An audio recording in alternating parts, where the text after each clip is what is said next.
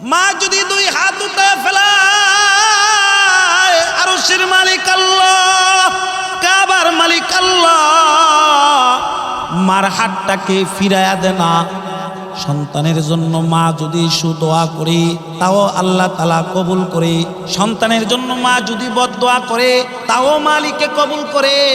হযরত হাসান বসরির জামানার কথা বলছি বাবা। এক মার সন্তান মদ পান করে, এক মার সন্তান জিনা করে, হায় হায় গোনা দিয়া তার জিন্দেগি ভরপুর।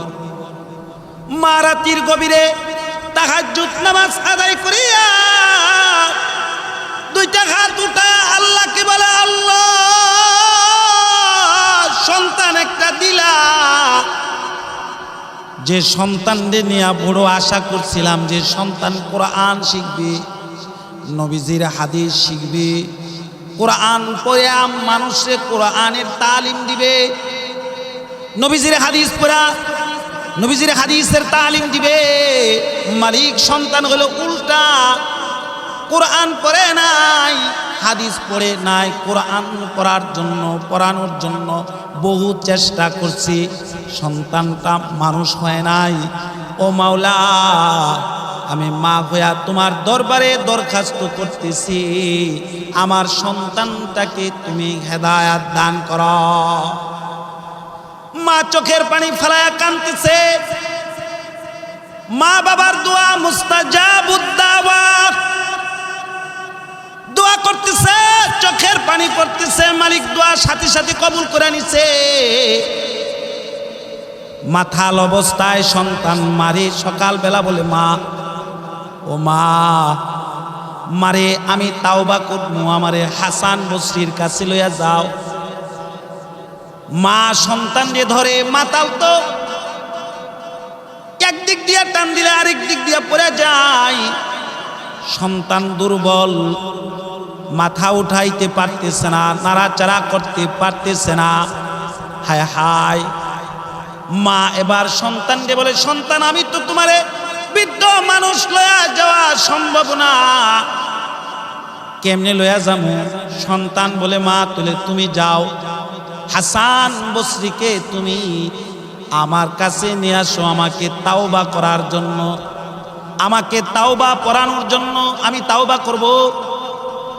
কারণ নবীজি বলেছে, আত্তাইবু মিনাজ যামবি কামাল্লা যামবা লাহু, কেউ যদি তাওবা করে তো আল্লাহ তাআলা তার পিছলি জিন্দেগির সব গুনাহ মাফ করে দেয়।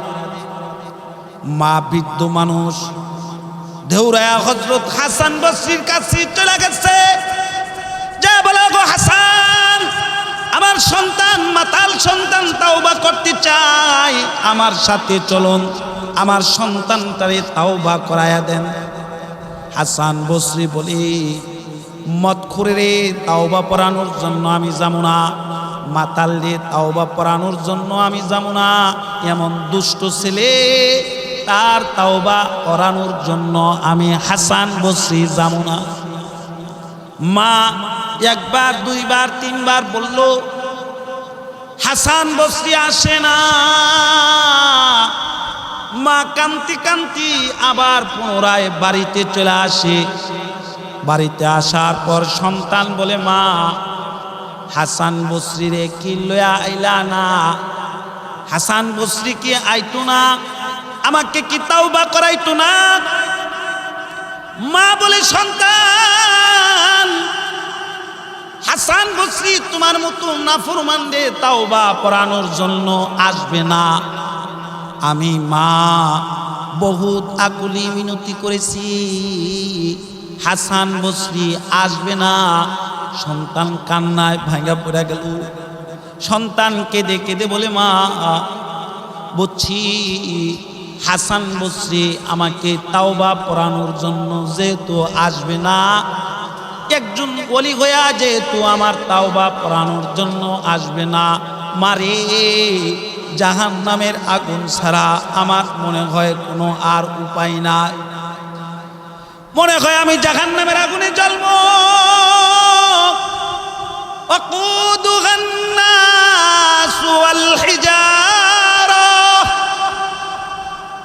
মালিক বুঝি আমার এই জাহান্নামের আগুনে জ্বালাইবে, জাহান্নামের আগুনে বুঝি আমি জ্বলবো। হায় হায়, ও মা তুমি সাক্ষী থাকো, আমি তাওবা করতেছি, আস্তাগফিরুল্লাহ, আমি মালিকের কাছে তাওবা করতেছি, আর জিন্দেগিতে কোনোদিন গুনাহ করব না, আমি বালু হয়ে গেলাম। মা কান্দে, সন্তান কান্দে, সন্তান কেঁদে কেঁদে বলে, মা হাসান বসরি যেহেতু আমাকে তাওবা পড়ানোর জন্য আসে নাই, আমি যদি মরে যাই মা, হাসান বসরি তো আমার জানাজায় আসবে না। হাসান বসরি যদি আমার জানাজায় না আসে, তাহলে এলাকার মানুষও আমার জানাজা পড়বে না, আমারে গোসল দিবে না, কাফন পরাবে না, আমার জানাজা হবে না, আমার দাফন হবে না। ও মা, আমারে তুমি জানাজাবিহীন আমি মরে গেলে আমার গলায় রশি লাগায়া টাইনা শেষরায়া শেষরায়া মারে পাহাড়ের কোনো চূড়ায় নিয়ারাই খাইছো, হিংস্র প্রাণী আমাকে খায়া ফেলাবে। মা চোখের পানি ছাড়ে আর বলে, বাবা এ কথা বলিস না, আমি মা সইতে পারবো না। মার সাথে কথা বলতে বলতে সন্তানের জান বাহির হয়ে গেছে, মৃত্যু হয়ে গেছে গা। কুল্লু নাফসিন যায়িকাতুল মাউত, সন্তান মরে গেছে। হায় হায়, মা কাঁদতেছে। মা বলে, আল্লাহ এই সন্তানটা আমি বৃদ্ধ মানুষ কেমন করে, এই সন্তানটাকে ও মাওলা আমি কেমন করে এই সন্তানটারে পাহাড়ে নিব, গলায় রশি লাগায়া, আমার তো শক্তি নাই। হাসান বসরির কাছে গেলাম, হাসান বসরি আসে নাই। ও মালিক, আমি মা হইয়া তোমার কাছে দরখাস্ত করি, তুমি আমার সন্তানের জানাজার ব্যবস্থা করো। মা দোয়া করতেছে আর কাঁদতেছে, আর মা সন্তানের লাশের দেহের ভিতরে আটাইতেছে, হাত বুলাইতেছে। কেমন সময় ঘরের দরজায় হাসান বসরি আইসা দরজার ভিতরে আওয়াজ দিতেছে, দরজা খুলো মা, দরজা খুলো। বৃদ্ধা মহিলা দরজা খুলো, দরজা খুইলা দেখে হাসান বসরি ঘরের দরজার সামনে দাঁড়ায় আছে। হাসান বসরি বলে, মা আপনি যখন চলে আসেন, আমি জোহরের নামাজ পড়া আমার চোখে তন্দ্রা তন্দ্রা ভাব, আমি ঘুমায় যাই। ঘুমের ঘরে এলহাম আসছে, এলহামের মধ্যে বলতেছে, হাসান বসরি তুমি কে আমার বান্দার তাওবা না করাইলো? তুমি যদি তাওবা নাও করাও, আমার বান্দা খালেদ দিলে তাওবা করেছে, আমি মালিক তার তাওবা কবুল করছি। কারণ রসুল বলে, কালা রাসূলুল্লাহি সাল্লাল্লাহু আলাইহি ওয়াসাল্লাম, আত-তাইবু হাবিবুল্লাহ। নবীজি বলে, তাওবাকারীর লগে আল্লাহ তাআলার প্রেম হয়ে যায়, তাওবাকারীর লগে আল্লাহর দোস্তি হয়ে যায়, তাওবাকারীরে আল্লাহ তাআলা পছন্দ করে।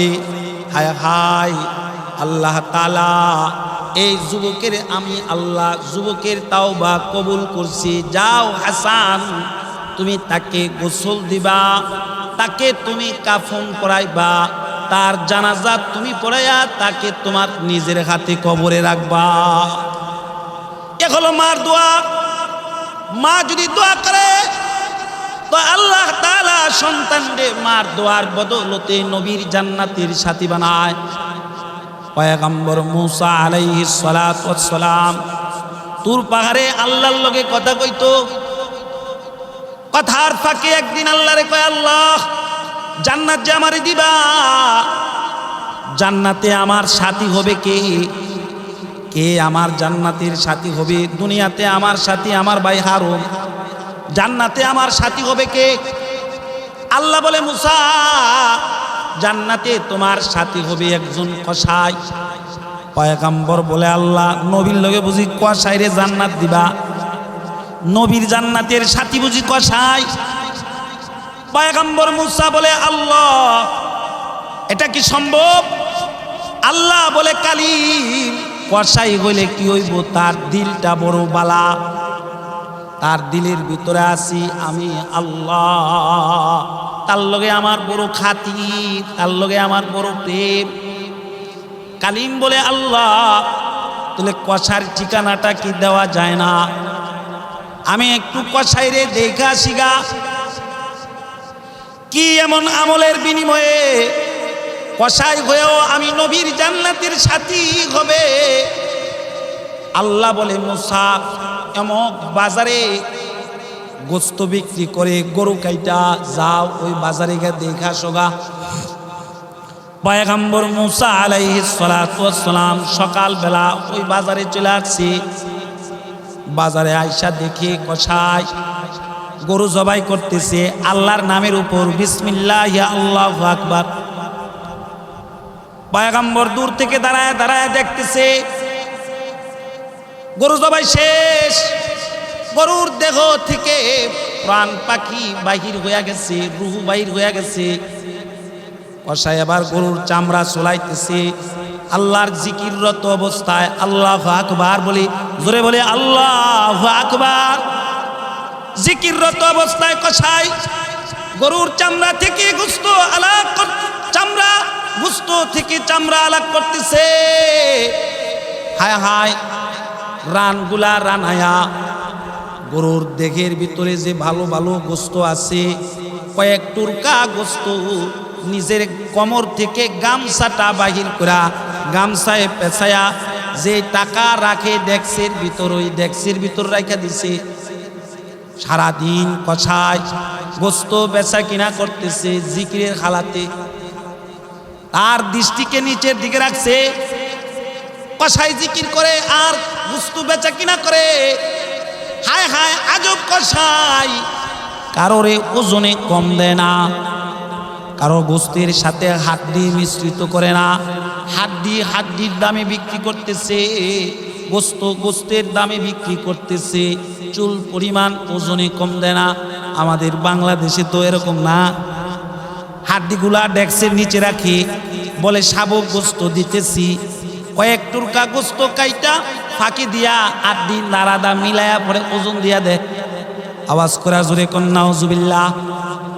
কসাই হাড়গুলা আলাদা বিক্রি করতেছে, গোস্তগুলা আলাদা বিক্রি করতেছে, কাউকে ওজনে কম দেয় না। সারাদিন জিকিরে ফিকিরে গোস্ত বেচা কিনা করল, গোস্ত বেচা কিনা শেষ, বেচা শেষ। কসাই এবার টাকা পয়সা হিসাব করে লইয়া যে গোস্তগুলা ডেক্সের ভিতরে ভালো গোস্তগুলা রাখছে, ওই গোস্তগুলা হাতে কইরা লইয়া বাড়ির দিকে রওনা দিছে। পয়গম্বর মুসা আলাইহিস সালাতু ওয়াস সালাম কসার সাথে পিছনে পিছনে, কসার পিছনে পিছনে যাইতেছে। কসাই বাড়িতে চলে গেছে। বাড়িতে যাইয়া কসাই তার বিবিরে গোস্তগুলা রান্না করার জন্য দিছে, আর ঘরের ভিতর থেকে একটা বৃদ্ধা মহিলাকে বার করে টিউবওয়েল পারাই না, বালতি মোড়ায়া পানি নিজের হাতে মোড়ায়া মোড়ায়া বৃদ্ধা মহিলাকে গোসল দিতেছে। হায় হায় গোসল শেষ, মহিলাকে আবার কাপড় পরাইল, ময়লা কাপড়গুলা সাবান দিয়া কাইচা সরায়া দিল। কসাই বৃদ্ধা মহিলাকে আবার কোলে কইরা ঘরের ভিতরে নিয়ে আসছে। ফাঁকে দিয়া বিবির রান্না হইয়া গেছে গা। কসার দুইটা সন্তান আছে, সন্তানদের খাবার এখনো দেয় নাই, বিবি এখনো খাবার খায় নাই। কসাই খাবার যখন রান্না হইছে, নিজের হাতে প্লেটে ভাত লইছে, নিজের হাতে ভালো ভালো তরকারি থেকে গোস্তর টুকরা লইয়া নিজে লবণ দিয়া ভাত মাইখা বৃদ্ধা মহিলার মুখে লোকমা তুলা দিতেছে।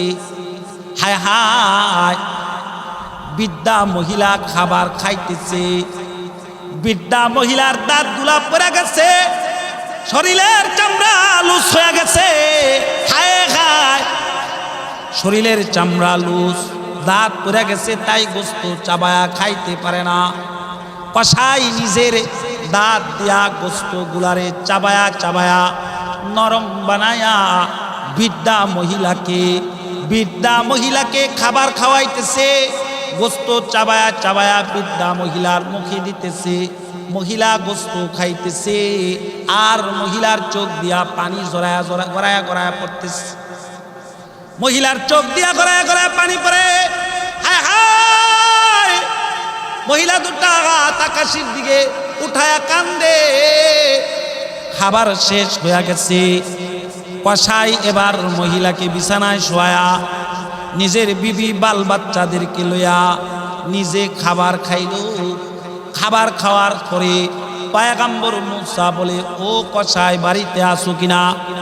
কসাই বলে, হ্যাঁ আছি, বাহির হয়ে আসো। কসাই বাহির হইয়া বাড়ি থেকে ঘরের ভিতর থেকে আসলো। পয়গম্বর মুসা বলে, কসাই সারাদিন ধরে আমি তোমাকে ফলো করলাম, গরু জব থেকে শুরু করে পুরা গরু বেচা পর্যন্ত আমি তোমাকে ফলো করলাম। গরুর গোস্ত বিক্রি শেষ, তুমি গোস্ত লয়া বাড়িতে আসলা, তখনও আমি তোমার পিছনে পিছনে আসলাম। ও কসাই গোস্ত বিবিরে রান্না করতে দিলা, দূর থেকে আমি দেখলাম। কসাই বিবি রান্না করতে চলে যায়, তুমি ঘরের ভিতর থেকে একটা বৃদ্ধা মহিলাকে আইনা গোসল করায়া তার কাপড় চোপড় সাবান দিয়া দুত কইরা তুমি রোদ্রের ভিতর ছড়ায়া দিলা। বৃদ্ধা মহিলাকে ঘরের ভিতরে নিয়া তার শরীরে ভালো করে তৈল লাগায়া দিলা। ও কসাই তোমার বিবির রান্না শেষ হয়ে গেল। কসাই রে, তুমি তোমার সন্তানরে খাবার দাও না, বিবিরেও দাও না, নিজেও খাও না। ও কসাই সন্তানরে না দিয়া, বিবিরে না দিয়া, নিজে না খায়া বৃদ্ধা মহিলার জন্য খাবারগুলা বাইরাই না, ভালো ভালো গোস্তগুলা বাইচা তার খাবারের প্লেটে লইয়া নিজে লবণ দিয়া ভাত মাইখা বৃদ্ধা মহিলার মুখে লোকমা দিতেছ। গোস্ত চাবায়া খাইতে পারে না বৃদ্ধা মহিলা, নিজে চাবায়া খাইয়া চাবায়া নরম করা বৃদ্ধা মহিলার মুখে গোস্ত দিলা। কসাই একটু যত্নের পর বৃদ্ধা মহিলা কেন দুটা হাত আকাশের দিকে ওঠা কাঁদছে, আমি জানতে চাই। কসাই বলে, এই পথিক, এটা বৃদ্ধা মহিলাটা আমার মা, কারণ আমার আল্লাহ বলেছে, ওয়াকাদা রাব্বুকা আল্লা তা'বুদু ইল্লা ইয়াহু ওয়া বিল ওয়ালিদাইনি ইহসানা। আমার আল্লাহ বলেছে গোলামি করবি আমি মালিকের গোলামি করবি, শুধু আমার গোলামি করলে চলবে না। ওয়া বিল ওয়ালিদাইনি ইহসানা, মা বাবার খেদমত করবি। আমার গোলামিও যদি করস, মা বাবার খেদমত যদি করস, তাহলে আমি মালিকে আমার জান্নাত তোর লাগা রেডি করে রাখছি।